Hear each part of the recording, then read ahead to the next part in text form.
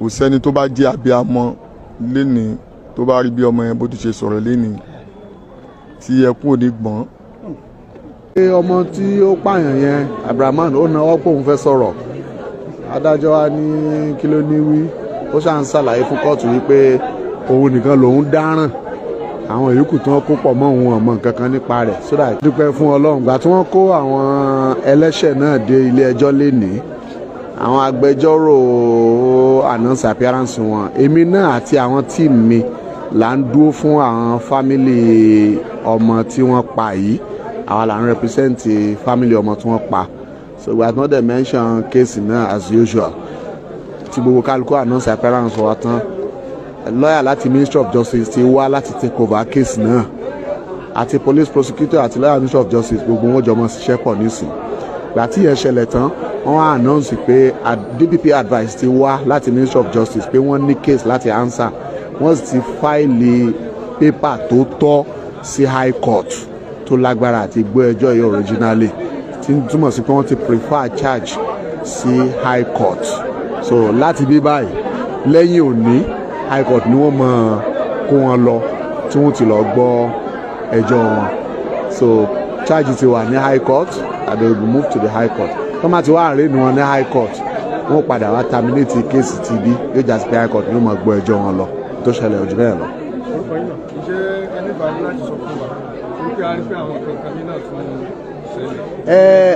nǹkan míì tó ṣẹlẹ̀ ni pé ọmọ tí ó pààyàn yẹn Abrahaman ó náwó pé òun fẹ́ sọ̀rọ̀ adájọ́ wa ní kí ló ní wí ó ṣáà ń ṣàlàyé fún kóòtù wípé òun nìkan lòun dáràn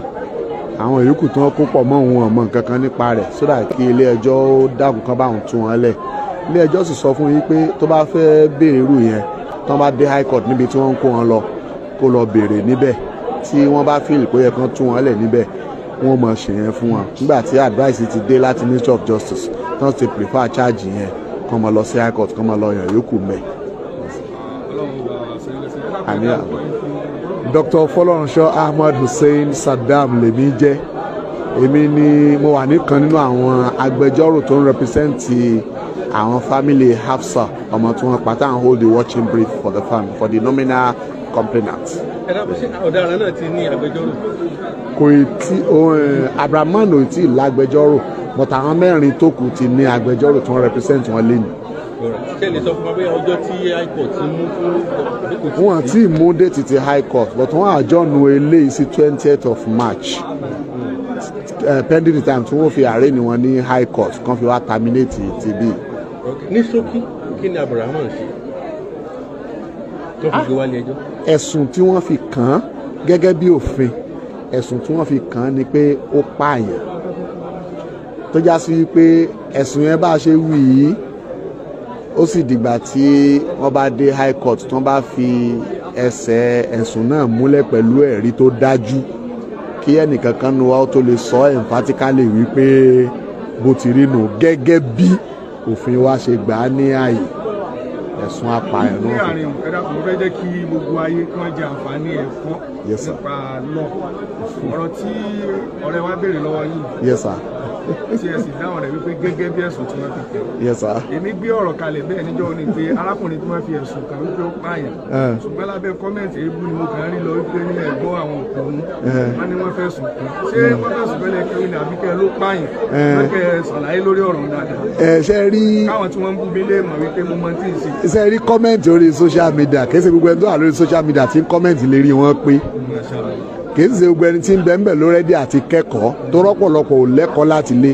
ẹni tẹ́kọ̀ọ́ bá wà lára ẹ̀ láti lé ní òrẹ́dí àti kẹ́kọ̀ọ́ látara tí bá ń rí àti tí ń bá ń gbọ́ so gbogbo ẹni tẹ́ bá ti rí tí máa ti ń bọ́ sórí social media instead kó express opinion tiẹ̀ tí bá ti ń bú yàn ẹ ti rí i pé nínú àwọn kàtígórì àwọn tí rí wọn ò pé tí ó sì lẹ́kọ̀ọ́ lélẹ́yìí wà bó ti rí nu. Wa assalamu alaikum warahmatullahi wabarakatuh. A kí gbogbo àwọn olólùfẹ́ wa gẹ́gẹ́ bí gbogbo wa ṣe mọ̀ orúkọ mi ò yí padà orúkọ mi ni barrister Abdulkadir Adémọ́lá Àjàsá tí mo jẹ́ lọ́ọ̀yà fún Ògo Ìlọrin. Gẹ́gẹ́ bí gbogbo wa ṣe mọ̀ the first day tí wọ́n arraign ní Abdulrahman àtàwọn tó kù ẹ̀ Ògo Ìlọrin àti president àti àwọn PR àtàwọn other members wọ́n wà ní court on that day. Prior to that day wọ́n ti already visit the family àwọn outside tí wọ́n dẹ̀ ti kẹ́dùn pẹ̀lú wọn so wọ́n dẹ̀ promise àwọn family yẹn pé àwọn máa ensure pé àwọn rí end of this case and àwọn máa ensure pé justice is done so in fulfilling that wọ́n ti ní káà náà máa wá sí court láti wá dúró fún family outside léyìí tí a dẹ̀ wá ṣe ní àárọ̀ yìí but gẹ́gẹ́ bí gbogbo a ṣe mọ̀ by law ipe this present court ìyẹn magistrate court ò ní jurisdiction as far as murder case is concerned so that is why tí wọ́n fi transfer case yẹn lọ sí appropriate court tó ní jurisdiction which is high court but today nígbà tí wọ́n pe case yẹn àwọn ministry of justice àwọn náà ti already wá telling the court pé àwọn ti already prefer charge ní high court against the Ramani àtàwọn tó kù ẹ̀ so therefore court yìí tó jẹ́ magistrate court yìí ò ní jurisdiction láti gbọ́ case yẹn whatsoever the best for this court is to wait for the arraignment of Abdulrahman and other and his cohorts at the high court which I believe at the next adjourned date ibẹ̀ náà ni wọ́n ti arraign wọn tó bá dẹ̀ ti lè arraign wọn bẹ́ẹ̀ wọ́n á wá sí court yìí láti wá terminate proceeding àti láti wá terminate case yẹn so bí ó ṣe jẹ́ nìyẹn so thank God ipe wọ́n ti prefer charge against wọn so we will be waiting for the next adjourned date the date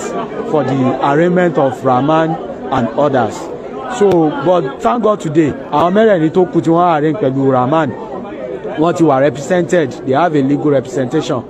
but in law if Rahman did not have a legal representation there is no way we can move forward so for those people yanni agitating that nobody should stand for Rahman because he's a criminal it's because they don't know what the law says about that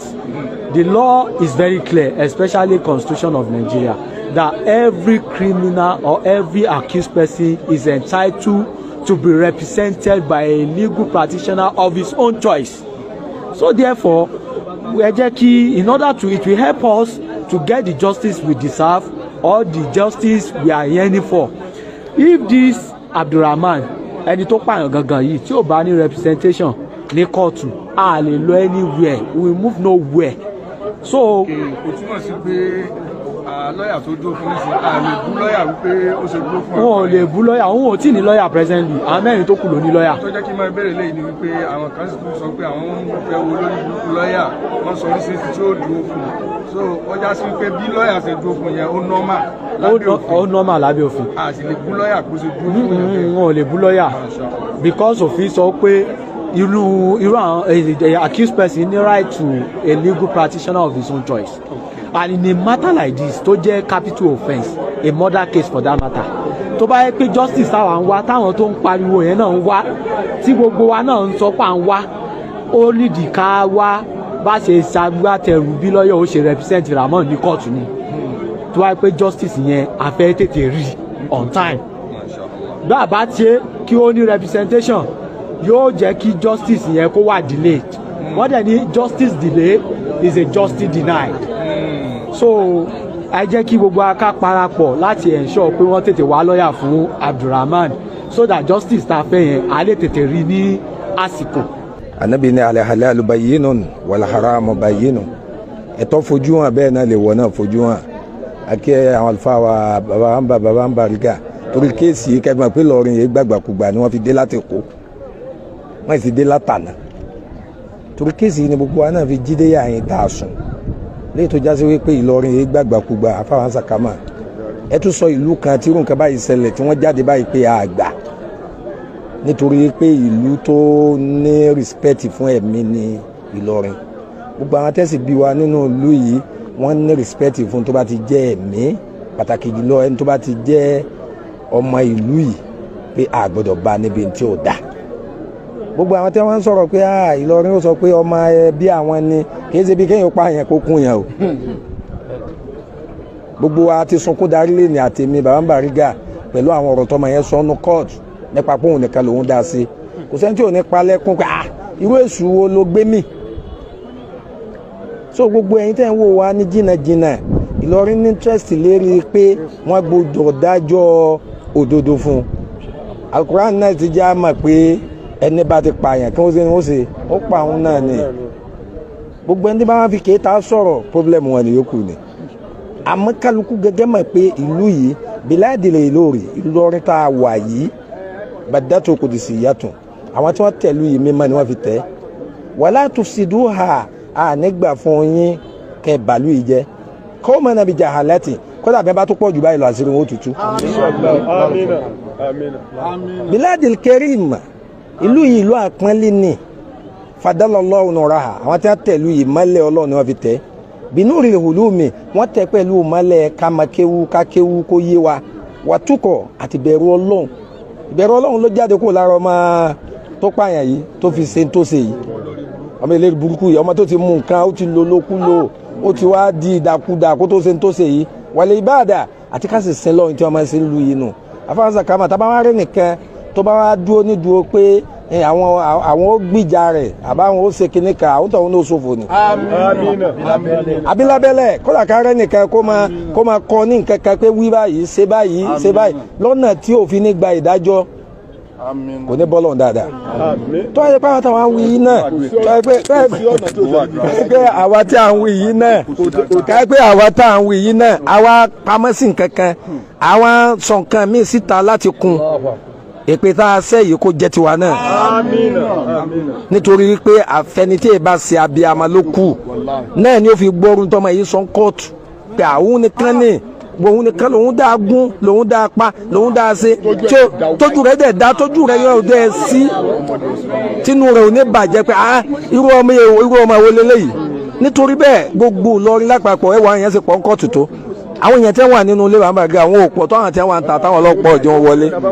a sì dúpẹ́ fún gbogbo àwọn tí wọ́n wà yẹn náà pé àwọn adájọ́ mọ̀ pé Ìlọrin ní interest lérí kéèsì yìí àwọn míì náà dé láti bòmí àwọn míì náà fi ṣe wọ́n lẹ̀ ẹ wo gbogbo àwọn bọ́dà wa ní sọ wọ́n fi ṣe wọn kalẹ̀ ni ẹ wo àfàṣe wọ́n fi ṣe wọn kalẹ̀ pa bàbá ìmáàmù àgbà ni wọ́n fi ṣe kalẹ̀ ni so kálukú fi nǹkan wọn kalẹ̀ láti pé ìdájọ́ òdodo yóò ṣe kí ni yóò dé. alhamdulilayi rabbil alamin àwọn bẹ́ẹ̀ ni pé adúgbò fọlọ́run nǹkan tí yóò ṣẹlẹ̀ nǹkan tó jẹ́ pé nǹkan ìbànújẹ́ tó pọ̀ ni kò sẹ́ni tó bá jẹ́ abiyamọ lénìí tó bá rí bí ọmọ yẹn bó ti ṣe sọ̀rọ̀ lénìí tí ẹkún ò ní gbọ́n kíyàn sọ wípé òun mú nǹkan òun mú àdá òun kún èèyàn bí ara ẹ̀ èèyàn gẹ́gẹ́ bí ara ẹ̀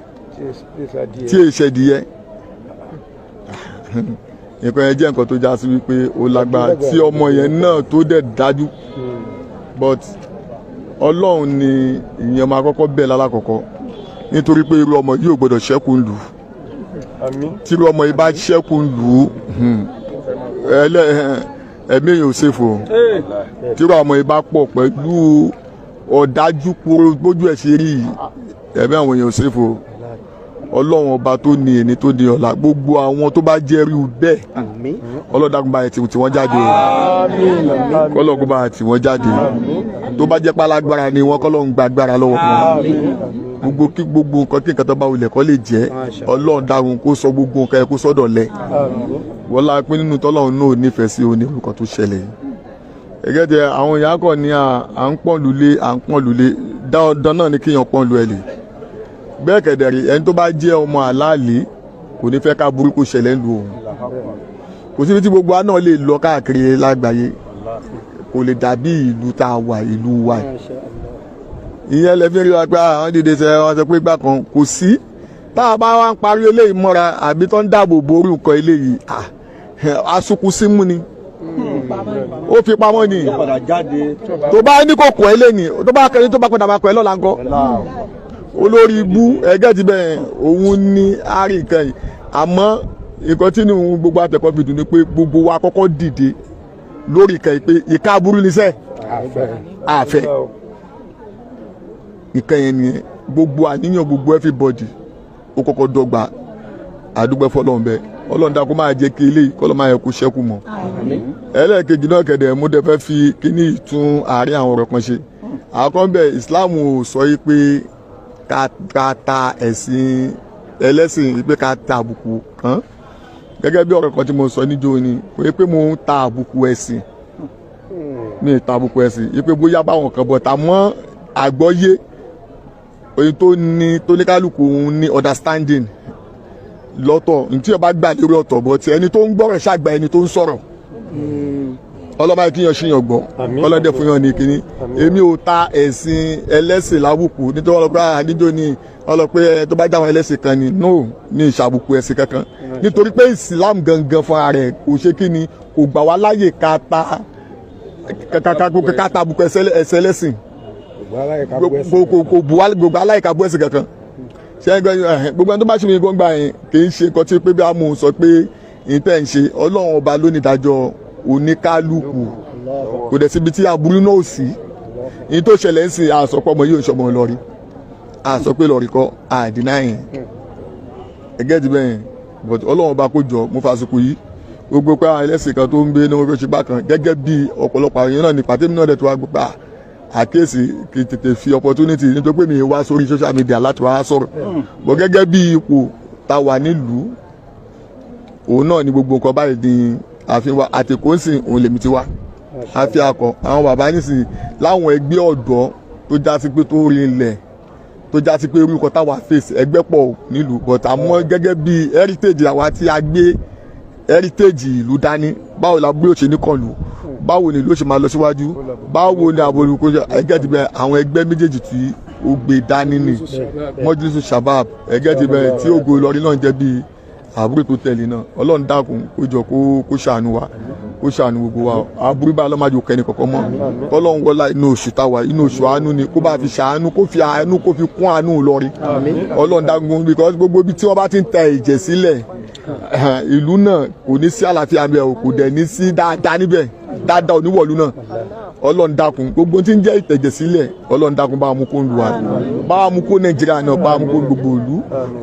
wẹ́pọ̀ òṣì náà ló pọ̀ tó ní kálukú fi ṣerú kọ́bẹ́ Ọlọ́run dákun bá mú ẹ̀dùn Ọlọ́run dákun ṣèlú wa nílùú ọlọ́rọ̀ ọlá àti tóbi ọlọ́lá haúlà wàlà quwwata illa billahi al-aliyyil azim.